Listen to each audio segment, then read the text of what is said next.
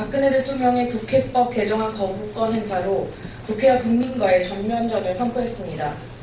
메르스 여파로 심신이 지친 국민에게 정쟁으로 화답하는 무능력하고 무책임한 정부입니다. 청와대와 국회는 물론 여당인 새누리당과 청와대 사이의 삽박 싸움도 본격화되었습니다.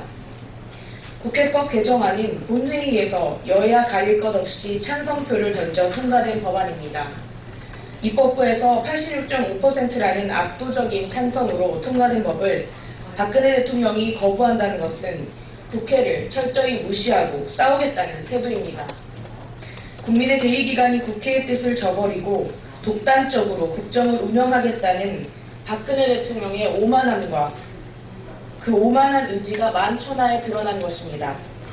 모두가 우려하고 걱정해온 정쟁에 불을 지피고 재헌국회 이후 73번째 거부권 행사로 기록되었습니다. 박근혜 대통령은 메르스 사태와 같은 국가 재난 앞에서는 한없이 무능력함을 보이더니 대립과 갈등을 일으키는 데는 타의 추종을 불허하는 탁월함을 보이고 있습니다.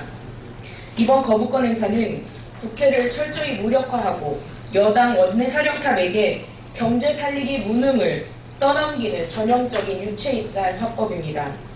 책임있는 국정최고 책임자의 언어의 수는 없는 것입니다.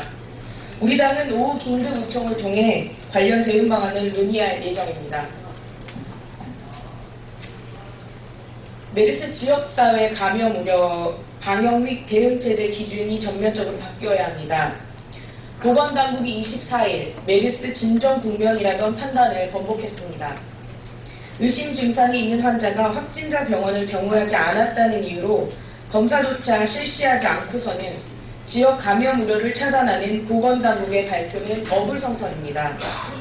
정부 당국의 섣부른 메르스 진정 국면에 대한 판단은 격리망에 없던 확진자들이 지역사회에서 속출하고 있다는 한 발 늦은 확인 때문입니다.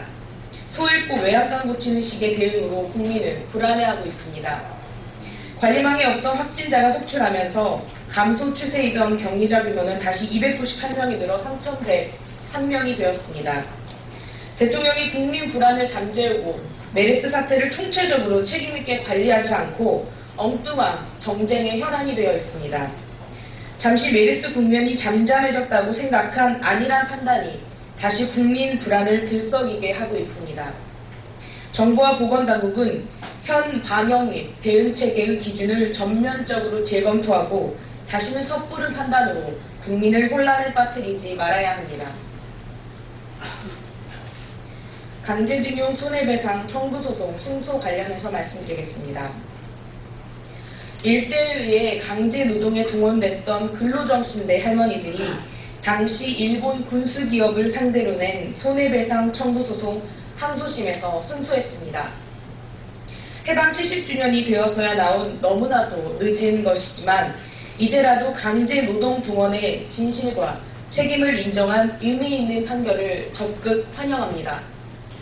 무엇보다 고령의 나이에도 불구하고 끝까지 포기하지 않은 피해 할머니들께 숙연한 마음으로 존경과 감사의 말씀을 드립니다. 중요한 것은 이것은 국가가 전면에 나서 해결해야 할 일임에도 불구하고 국가는 온데간데 없이 피해 할머니들이 이 싸움을 오롯이 짊어지고 있다는 것입니다. 법원의 판결도 나온 만큼 이제 더 늦기 전에 국가가 나서야 합니다. 아울러 해당 기업인 미쓰비시는 전쟁 당시 이러한 강제노동이 엄중한 범죄 행위임을 스스로 인정하고 진심으로 뉘우쳐야 합니다. 미쓰비시는 상고를 포기하고 즉각 피해자들에게 사죄와 배상에 나설 것을 강력히 촉구하는 바입니다. 문재인 새정치민주연합 대표의 최저임금 1만원 발언과 관련한 브리핑입니다. 새정치민주연합 문재인 대표가 어제 최저임금 1만원 시대를 열어야 한다고 말했습니다. 문 대표의 어제 발언은 그동안 최저임금 현실화만을 이야기했던 새정치민주연합의 입장에서 한 발 진일보한 것으로 평가하며 적극 환영합니다. 우리 당은 최저임금 1만원 시대를 향해 가자는 것을 가장 먼저 제안한 정당입니다. 또한 이를 위해 적극적인 실천을 함께 해왔습니다. 이를 위한 구체적인 방안으로 공공기관의 시중 노임단가를 기준으로 적용할 것을 이미 제안한 바도 있습니다. 중요한 것은 새정치민주연합의 이런 변화가 그저 정치적인 선언과 구호에 그쳐서는 안 된다는 것입니다. 새정치민주연합의 최저임금 1만원 시대를 공언한 만큼 이의 실현을 위해 야권 공동의 적극적이고 구체적인 행동에 동참해 주실 것을 촉구드립니다. 한미일 정보교류 약정 하에서 지난 22일부터 북한에 대한 군사정보를 공유하기 시작했다고 합니다. 국민들의 우려도 크고 국제적으로도 큰 긴장을 불러일으킬 한미일 정보공유를 이렇게 소리소문 없이 시작했다는 것에 경악을 금치 못합니다.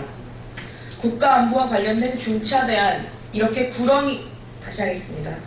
국가안보와 관련된 중차대한 사안이 이렇게 구렁이 담 넘어가듯 처리하다니 도대체 이 정부는 어느 나라의 정부입니까? 일본과의 관계는 아직도 긴장 국면인 상태이며 군국주의를 향한 아베 총리의 야망은 바뀌지 않고 있습니다.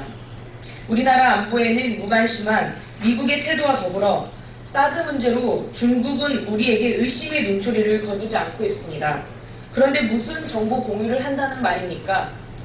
도대체 균형 감각은 어디 가고 이렇게 갖다 바치지 못해서 안달인지 모르겠습니다. 당최 지금 정부의 행보를 이해할 수 없는 이유입니다.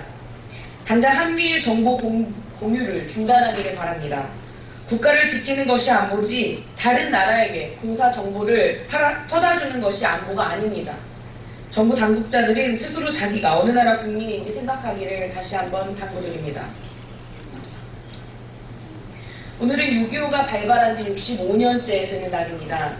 6.25는 한 뿌리, 한 형제가 갈라져 서로의 피를 부른 비극적인 사건입니다. 그 비극의 기억은 아직도 또렷합니다. 그날의 상흔은 여전히 우리 곁에 남아있습니다. 그때나 지금이나 국가를 운영하는 이들은 국민을 내팽개치고 나몰라라 하다가 국민들의 눈물겨운 희생으로 나라가 지켜지는 것은 매 일반입니다. 선열들에게 부끄럽기 짝이 없는 날입니다. 숭고하게 기려야 할 희생을 국민 분열을 조장하는 정쟁의 도구로 활용하는 이들도 아직 많습니다. 조국을 지키겠다는 일념 앞에는 좌우도 없고 진보와 보수도 없습니다. 그 점 부디 명심하기 바랍니다. 국가가 국민을 제대로 지키지 못하고 이념이 생명을 경시할 때 비극은 다시 벌어집니다. 우리는 그 교훈을 잊지 말아야 합니다.